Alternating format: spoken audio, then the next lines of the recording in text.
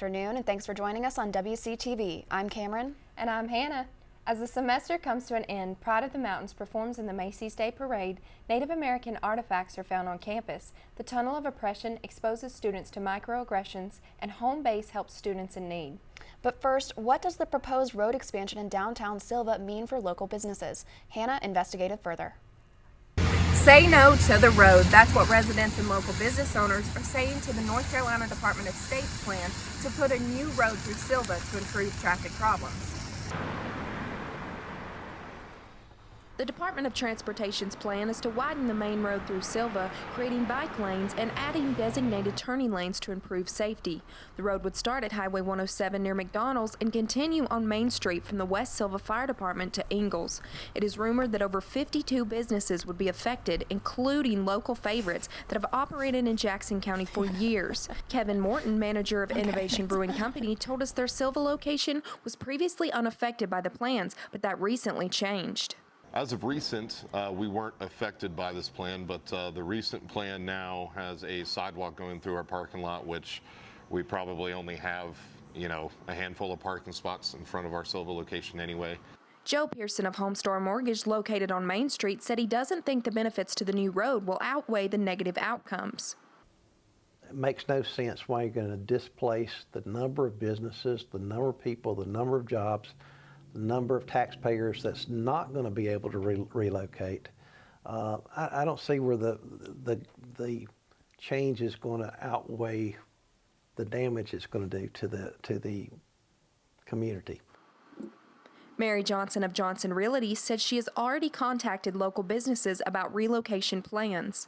I've called several businesses and asked, if they're going to be affected and if they'll be looking, since I am a realtor, for other possible areas to relocate, and they were very uncertain for the most part. This could mean big changes coming in Sylva. And speaking of big changes, Western Carolina University may soon allow alcohol sales at on-campus sporting events. Western Carolina University is currently debating whether students of age should be allowed to purchase alcohol at campus sporting events, but some say it will do more harm than good. We spoke to some Western Carolina students about their opinions.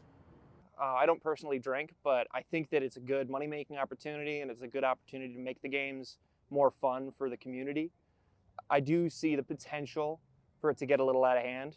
I can definitely see that argument winning out because, we are on a campus, but I think people are already drinking at the tailgate anyways, so why not put it at the game?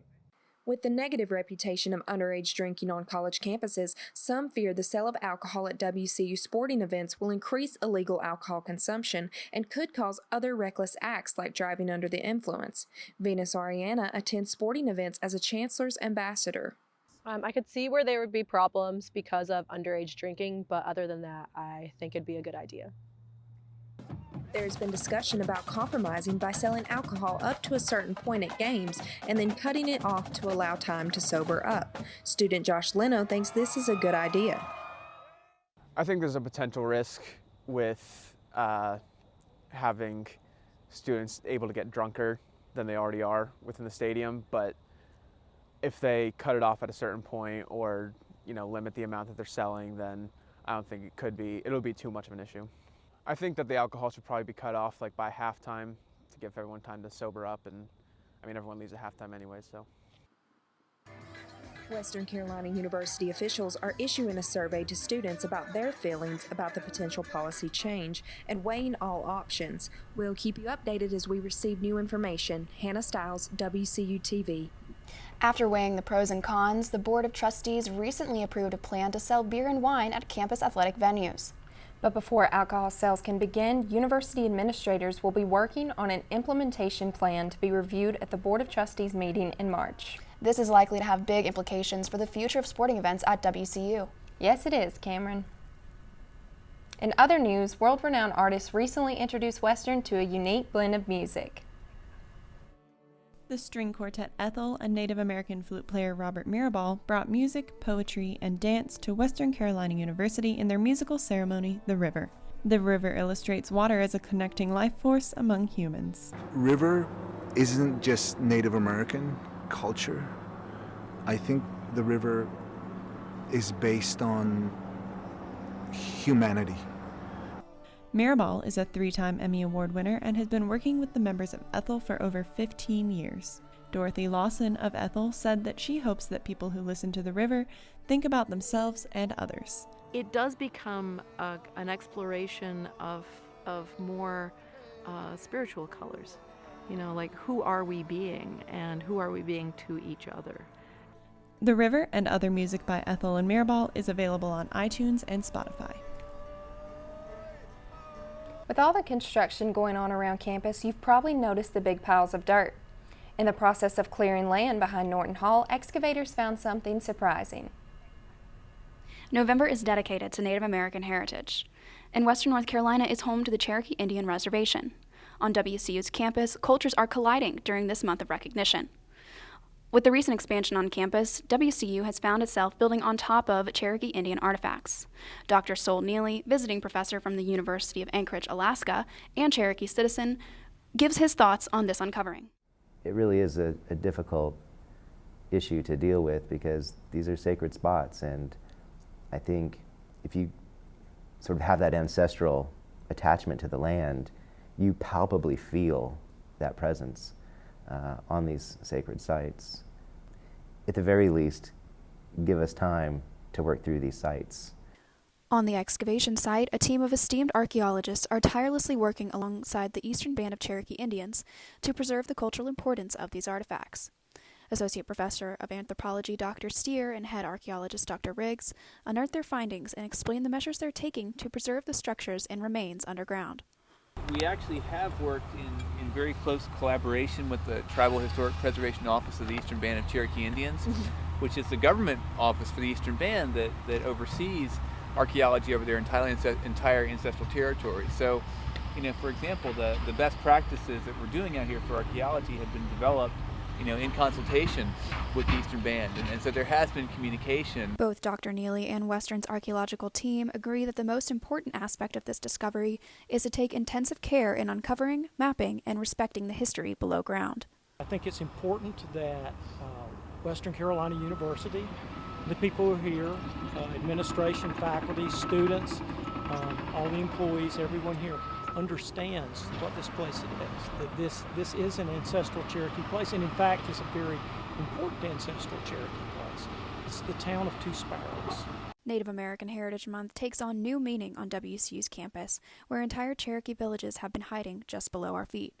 This cultural recognition will exceed well past November as the history that has been unearthed defines WCU's unique identity. And more artifacts are still buried underneath Norton Hall. We asked the archaeologist Brett Riggs if they plan on uncovering them, and he said this would likely happen when it's time to renovate Norton. With the holidays approaching, students are excited to go home and celebrate with their families, but many students don't have families to go home to. WCU's Home Base provides a safe space for students in need. Ruth has more information on what Home Base has to offer. Visitors to Home Base this evening are enjoying some delicious homemade chili, and the competition is tough to see who's going to come out on top, but the proceeds are going to a good cause. Home Base at Western Carolina University offers support for students in the form of food, clothing, and companionship, and the need is great. Over 250 students on campus don't have homes away from college. Well, the students that we serve predominantly come out of group homes, foster care. Some of our students are homeless. We have 2 students living in a car, 1 living in a tent. Jim Dean, the director of the organization, says when he was starting up Home Base, he wanted students to define the program and what it would offer. Yeah, you know, that was funny. When we first came in and we were putting the building together, I looked at my students and I said, what is it that you want this building to look like? And they looked at me and unanimously they said, we want this building to look like home.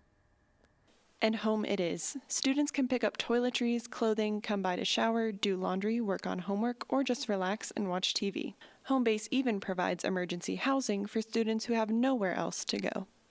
With 16% of people in Jackson County facing hunger and food insecurity, the number of students using this resource is expected to rise. Corey Valancourt has been researching the hunger crisis and homelessness situation in Western North Carolina for years, and he says resources like Home Base are essential.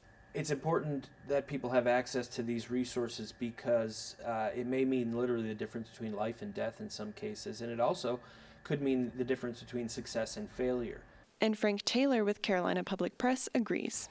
So institutions that can help on the front line, like this one, they make a real difference. On the one hand, I could look at it callously and say, well, that's just a Band-Aid. But you've got to stop the bleeding. One thing's for sure, Jim Dean and Homebase will continue to work hard to make sure students have the support they need. Homebase is located at 82 Central Drive on campus across from 9 Lives.